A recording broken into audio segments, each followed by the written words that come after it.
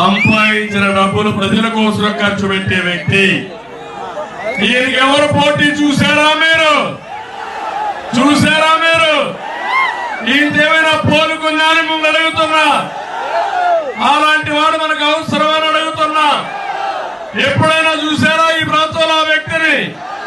ఏదైనా పనిచేసాడో అని మిమ్మల్ని అడుగుతున్నా.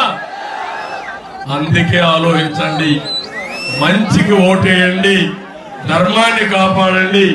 ప్రభాకర్ రెడ్డికి ఓటేస్తే ఈ ప్రాంతం అభివృద్ధి అవుతుంది, మీ పిల్లలకు ఉద్యోగాలు వస్తాయి, మీ భవిష్యత్తు బంగారు భవిష్యత్తు అవుతుందని చెప్పి నేను మీకు తెలియజేస్తున్నా.